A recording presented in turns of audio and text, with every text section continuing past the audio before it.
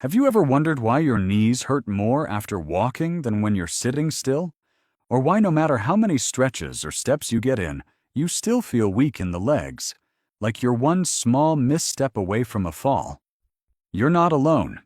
In fact, over 60% of people over 50 experience joint pain, balance issues, or muscle loss simply because they're exercising the wrong way, even when they think they're doing everything right. I used to believe that just walking every day was enough to stay strong. I even bought the best shoes, tracked my steps, and stretched religiously. But after a few months, my knees were aching every time I stood up. I couldn't bend down without holding on to something. I was frustrated, and honestly a little scared. Then I found out the truth. A physical therapist from Osaka, Japan, working with seniors over 60, showed me a different way to move. No gym, no equipment, no complex routines. Just 3 simple moves. That's it. After just 1 week, my legs felt stronger. My back didn't hurt when I stood. Let's get into the first move. Exercise 1. Wall. Stand with your back flat against a wall. Now slowly slide down until your knees are bent, like you're sitting on an invisible chair. Your thighs should be parallel to the floor, your knees above your ankles. Not sure you can go that low? That's okay. Start higher and work your way down over time. Hold this position for 20-30 seconds. Rest, then repeat it 3 times. What's so special about this? This one move rebuilds leg strength, especially in the quads, glutes, and core, without putting pressure on your joints. It mimics the action of standing and sitting, movements we rely on every single day. And as we age, those muscles shrink unless we actively train them. The wall sit works like a reset. It tells your legs, you still have strength in there, let's bring it back. When I first tried it, my legs shook like leaves after just 10 seconds, but I stuck with it.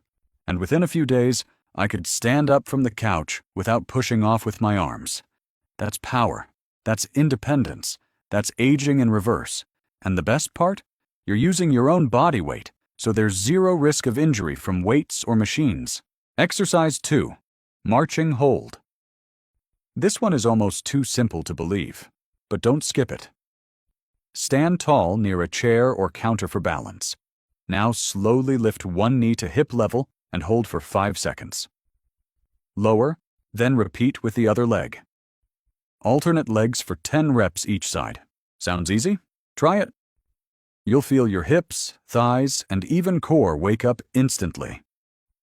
Why does this matter? Because this move retrains your hip stabilizers, core balance, and ankle control. All the muscles that help prevent falls. After 50, these muscles start shutting down without you even noticing. And that's when the slips, trips, and stumbles begin. One of my clients, John from Phoenix, 68 years old, told me he hadn't stood on one leg in years. He started with just 2-second holds while gripping the counter.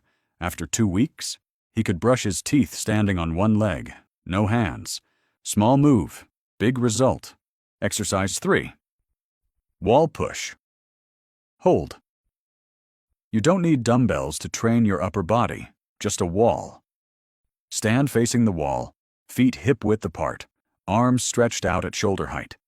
Press your palms into the wall like you're trying to push it over. Hard. Don't move.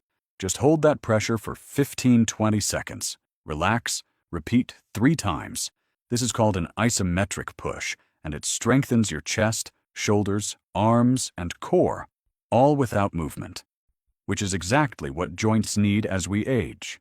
Muscle activation without grinding the joints. It also improves posture. Most people over 50 start slouching forward, which pulls on the lower back, neck, and even your knees. This wall push retrains your posture muscles to pull you upright again. I used to get shoulder pain just reaching for something overhead. After a few weeks of this simple move, that pain started fading. My arms felt stronger. I could lift groceries without wincing. And just like that, everyday tasks became easier. Exercise 4. Glute bridge hold.